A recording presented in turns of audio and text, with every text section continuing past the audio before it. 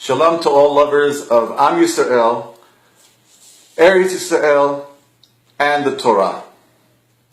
Today we will be learning from the book of Rabbi Eliezer Melamed, who is the rabbi of the community Har Bracha. And the name of the book is called Pninei Halacha, which translates into the Pearls of Jewish Law. The Nation and the Land, Chapter 3, Halacha 4. Conquering the land and Pikuach Nefesh.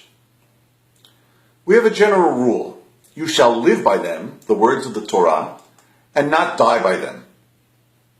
The Torah was given to the nation of Israel in order for Jews to live by it and not to die by it.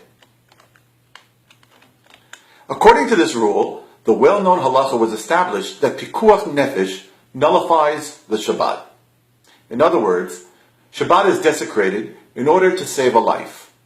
For instance, although driving a car is forbidden on Shabbat, it is permitted and even a mitzvah to drive a dangerously ill person to the hospital for emergency treatment.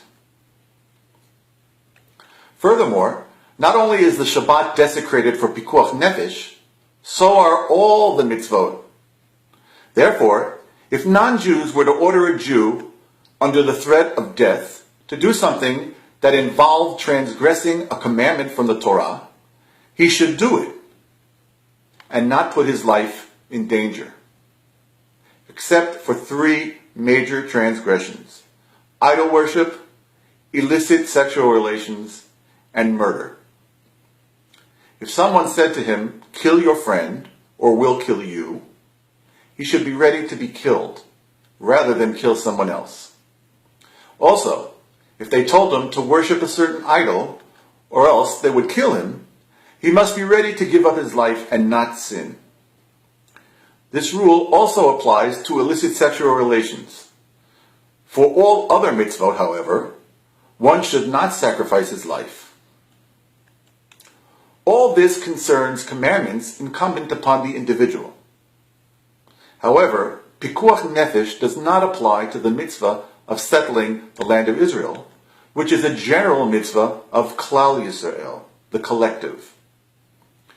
From the mere fact that the Torah commanded us to conquer the land, we must be ready to endanger our lives, for there is no war without casualties, and the Torah does not expect us to rely on miracles. Rather, the mitzvah of conquering and settling the land, which is incumbent on the nation, requires complete mesirut nefesh, or self-sacrifice. This was the case in the days of Yehoshua and David, as well as during the establishment of the Second Temple, and later at the time of the Maccabees and the Hashmonite Kingdom. The rule of "and you shall live by them" applies even to general mitzvot. However, with regard to the mitzvah of settling the land of Israel, since the commandment pertains to the general populace, likewise, the assessment of the country's security situation is cast upon the nation, and not just individual soldiers.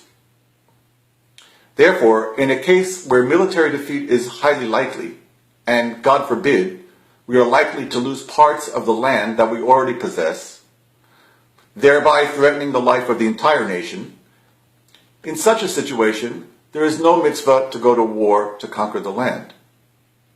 However, when there is a good possibility that we will be victorious, even though it is clear that a number of us will lose our lives, we are commanded to fight for the land, and at the very least, to defend the land already in our possession. I must mention here that any nation that is not willing to fight with a spirit of self-sacrifice for its country exposes its sons and daughters to dangers from neighboring enemies. For any nation which cannot mobilize its sons to fight for its homeland will, in the long run, be conquered. Therefore, the mitzvah to fight for the land of Israel, with a readiness for self-sacrifice, corresponds to the universal understanding of war, where soldiers are called upon to fight for their countries even though many may die.